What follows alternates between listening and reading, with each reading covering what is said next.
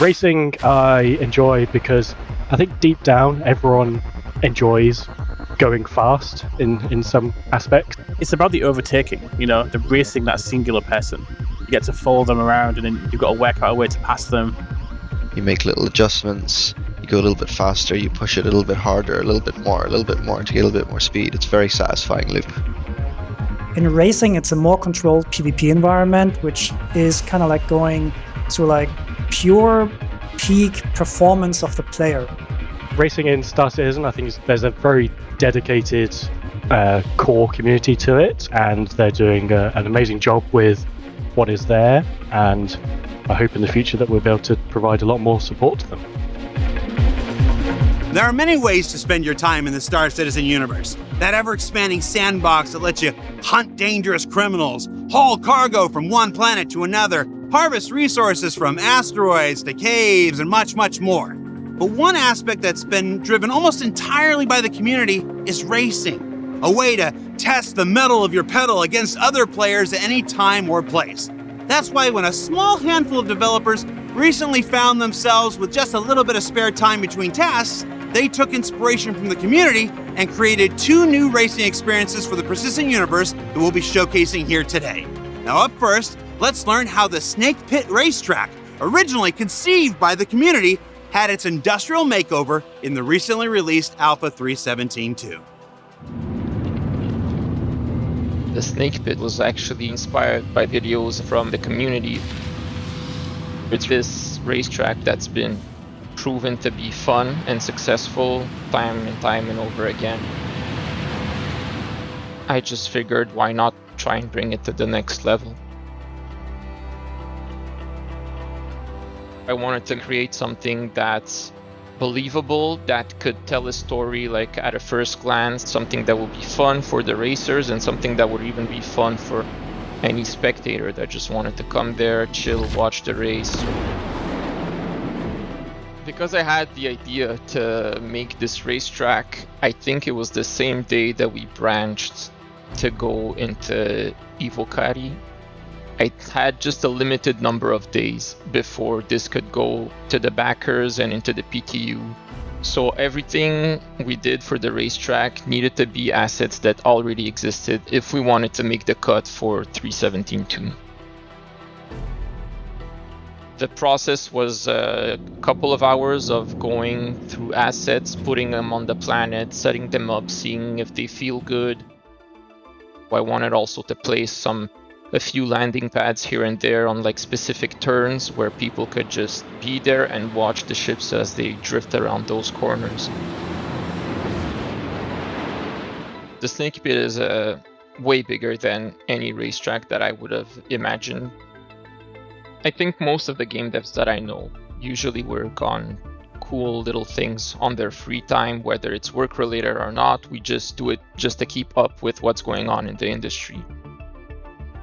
I've worked on multiple AAA projects in other companies, and this is the only one where you're actually even encouraged a little bit to go out of the beaten path and talk to the community, listen to what they have to say. It's not something that you find anywhere else. So this is definitely, for me, is an added bonus to my work to just have this interaction with people.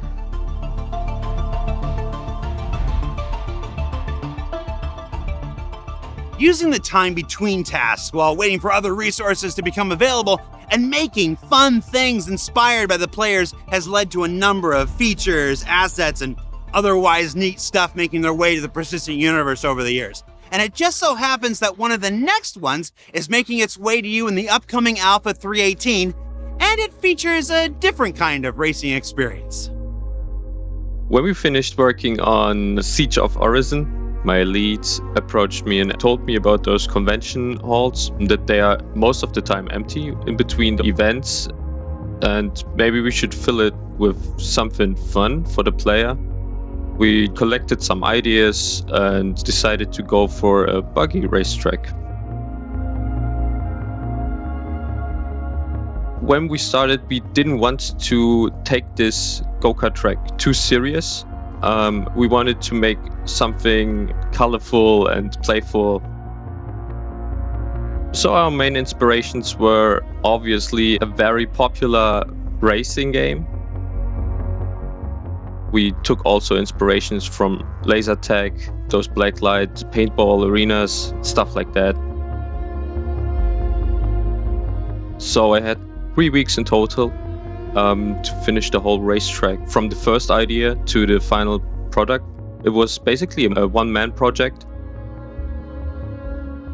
I tried to make the racetrack as modular as possible, so I created a few of those racetrack pieces and just put them together in a way that it's fun for me to play it.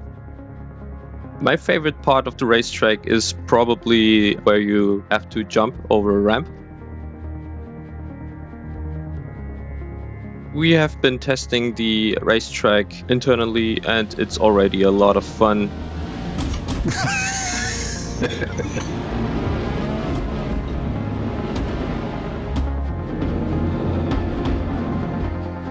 The physics of the Grey Cats is something we are looking into, because we also had a loop-the-loop, but the Grey Cats were not fast enough to take it, so we had to cut it out. But in the future, we hope that we can put it in.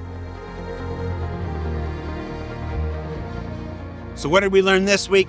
Well, we learned that the staggered nature of video game development can often lead to fun little side projects by developers with big amounts of fun. That the team here continues to not just take feedback from the community, but inspiration for their work as well. And that racing is in the hearts of many of our developers, and we're always going to look for more ways to squeeze just a little more in here and there whenever we can.